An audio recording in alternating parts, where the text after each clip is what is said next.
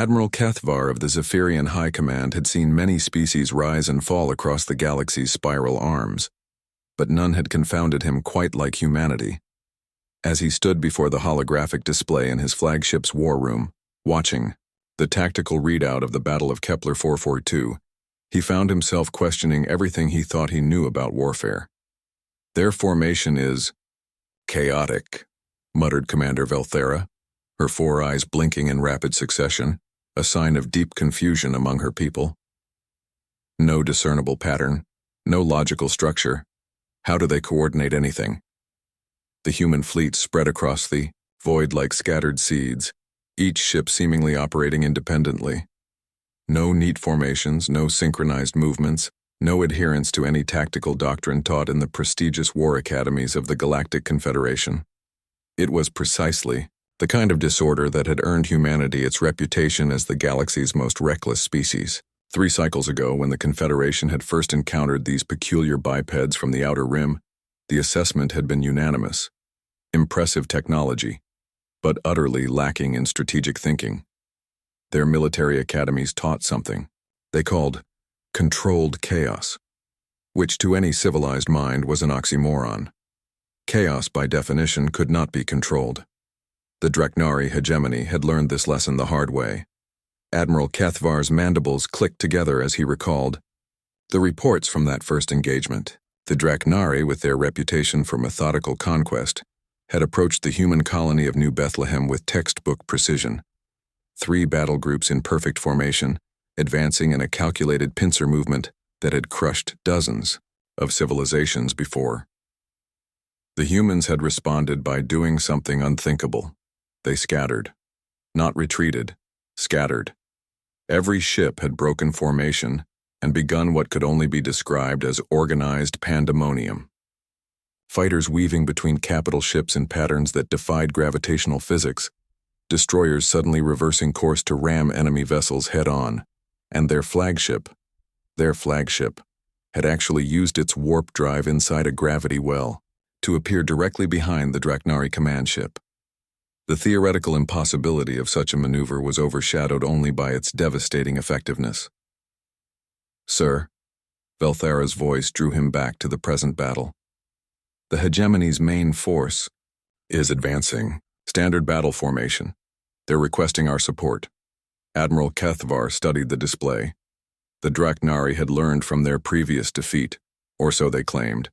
Their new formation was even more rigid, more calculated, designed specifically to counter human unpredictability through sheer overwhelming order.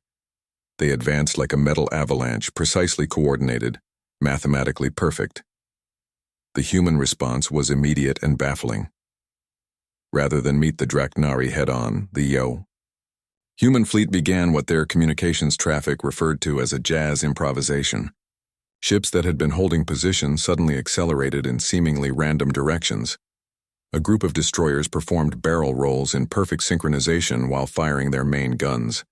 A carrier released its fighter squadrons, which immediately dispersed into what looked like complete disarray, but somehow managed to avoid colliding with each other despite flying mere meters apart.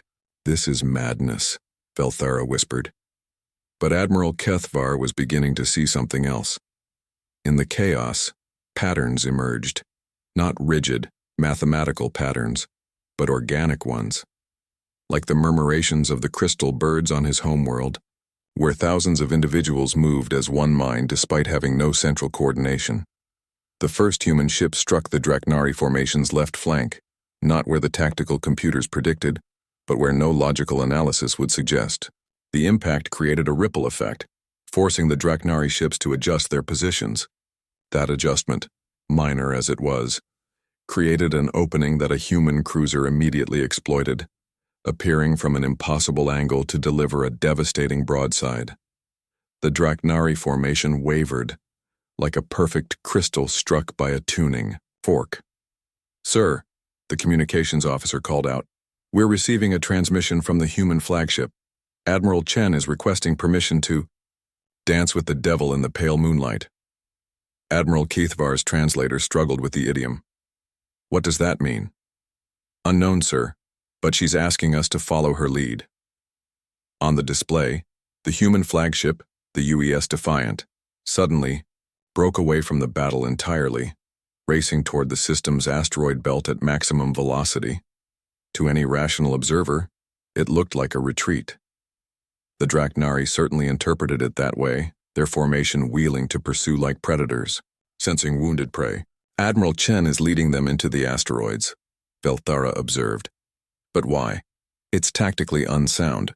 The asteroids will limit maneuverability for both fleets. Admiral Kethavar watched as the human ship disappeared into the chaotic tumble of rock and ice. The Draknari formation followed, maintaining their rigid structure even as they navigated between planetoids the size of cities. Then the asteroids began to explode. Not from weapons fire, but from precisely placed charges that the humans had somehow managed to plant while appearing to retreat. But these weren't random explosions. They were choreographed. Each detonation sent massive chunks of rock spinning in calculated directions, creating a three-dimensional maze that the rigid Draknari formation couldn't navigate. Ships collided with asteroids. Formations broke apart as commanders tried to avoid debris. And through it all, human vessels danced between the chaos they had created, their pilots somehow predicting the trajectory of every piece of flying rock, every expanding cloud of vapor, every moment when the debris would clear just enough for a perfect torpedo run. Impossible, Velthara breathed. No one could calculate those trajectories, there are too many variables. But Admiral Kethvar was beginning to understand. The humans weren't calculating anything. They were feeling their way through the chaos, reading patterns that existed, not in mathematics but in intuition, in some strange ability to find order within disorder. The battle lasted another 2 hours, but the outcome was decided in those first moments among the asteroids. The Draknari formation, designed for perfect order, shattered against human chaos like waves against a cliff. Their retreat was as orderly as their advance had been, and just as doomed. As the human fleet regrouped, Admiral Kethvar received another transmission from Admiral Chen. This time her words were clear. Chaos isn't the absence of order, Admiral. It's a different kind of order, one that can't be taught, only lived. Later, in his private quarters, Admiral Kethvar composed his report to the Confederation High Command. He wrote of humanity's unorthodox tactics, their impossible coordination, their ability to find victory in situations where defeat seemed certain, but he didn't write about the real revelation of the day. That perhaps in a galaxy where every species sought to impose rigid order on the cosmos, it took a species comfortable with chaos to truly understand the universe's wild, untamable heart. Outside his viewport, the human fleet was already moving toward the next system, their formation as scattered and chaotic as ever. But Admiral Kethvar no longer saw disorder when he looked at them. He saw possibility.